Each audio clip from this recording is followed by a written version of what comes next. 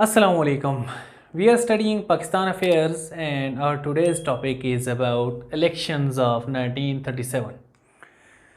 हम अपने प्रॉपर तरीके से जाएंगे हर टॉपिक को, जैसे हम सैलिएंट फीचर्स देखते हैं एंड उसकी इम्पोर्टेंस, लेकिन इसकी इम्पोर्टेंस में उसको इस टॉपिक से हटकर आपको बता दूं कि टॉपिक इंतहाई अहम है।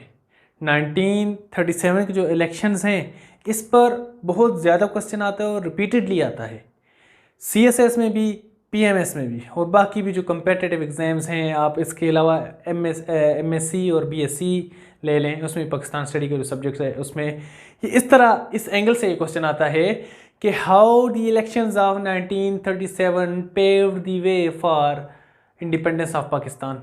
कमेंट, डिस्कस, एनालाइज, इस तरह की डबल पार्ट में क्वेश्चन आता है कि ये जो इलेक्शंस हुए इसके बाद कुछ कांग्रेस मिनिस्ट्रीज थी, वो कांग्रेस की जो गवर्नमेंट थी उसने कैसे रास्ता हमवार किया कि पाकिस्तान आज़ाद हुआ।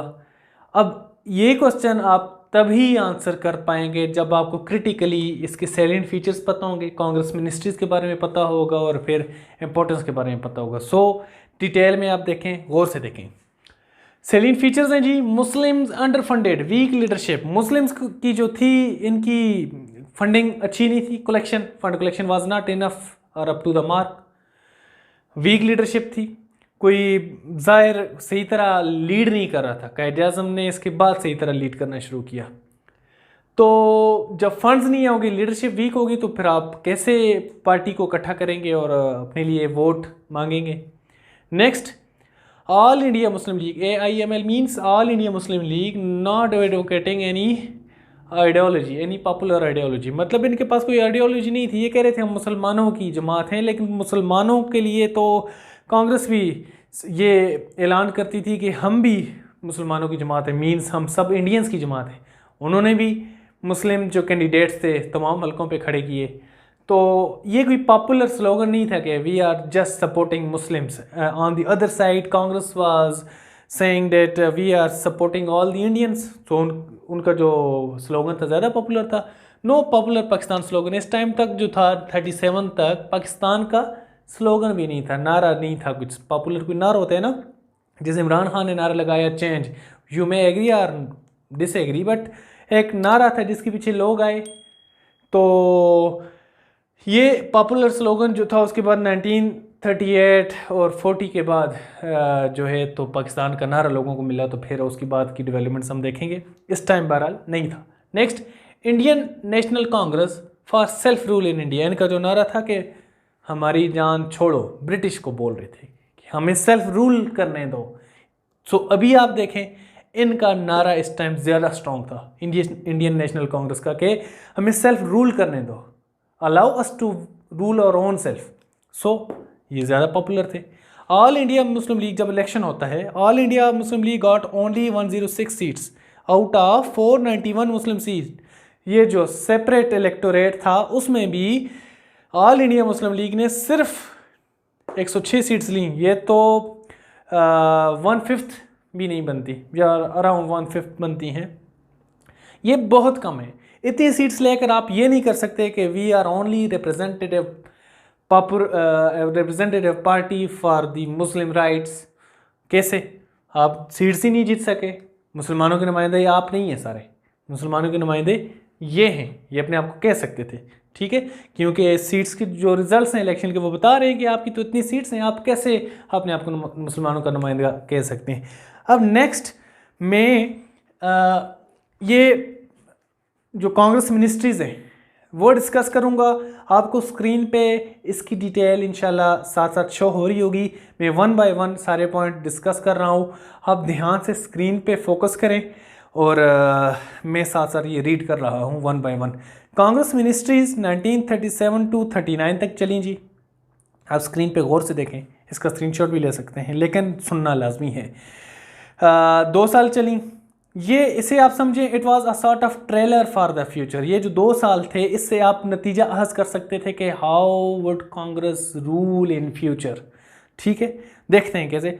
Mosque and cow slaughter band, मस्जिदों और जो मस्जिदों में अजान की पाबंदी नमाज में मुश्किल, और जो काउ स्लैटर थी, मुसलमान जो काउ स्लैटर करते हैं ईद कुर्बान पे भी वैसे भी करते हैं, उस पर पाबंदी लगा दी गई थी, जो कि ये तो खुल्लम खुल्ला रिलीजियस राइट की वायलेशन है।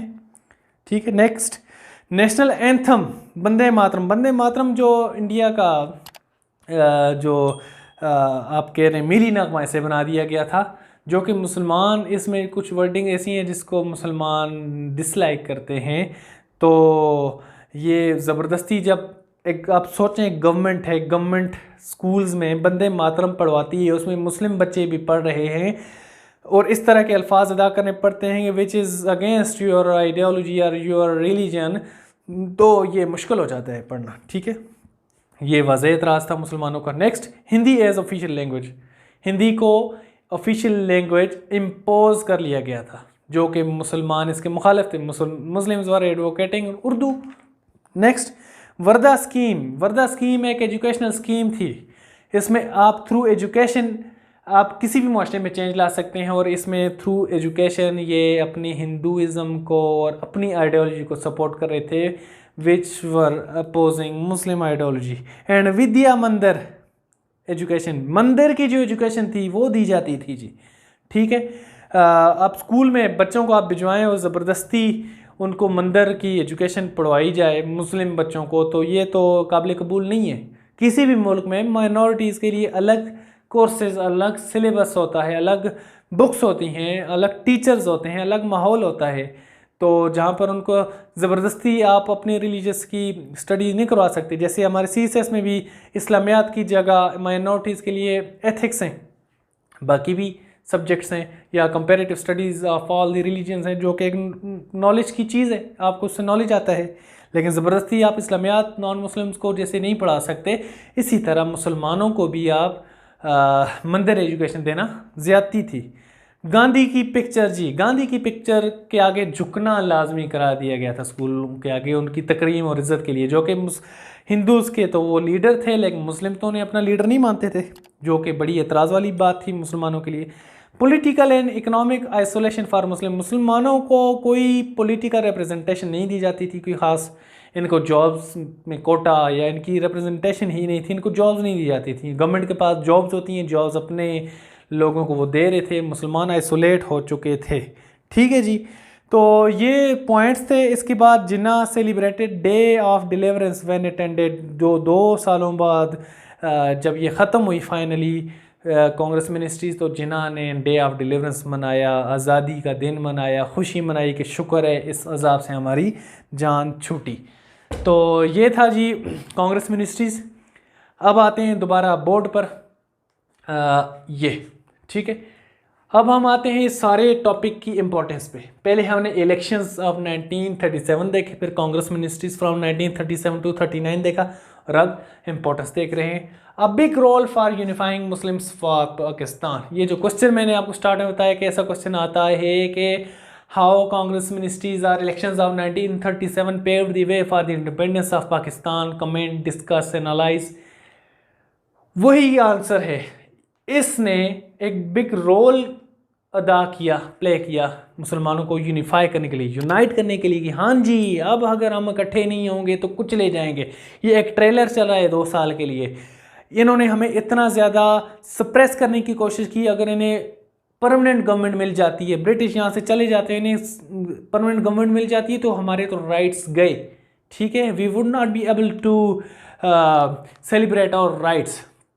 तो इसके बाद मुसलमान जुड़े, मुत्तहिद हुए, मुस्लिम लीग को अपनी पार्टी माना, और इसके बाद जो इलेक्शंस हुए 1945 के, उसका जो रिज़ल्ट था टोटली चेंज था।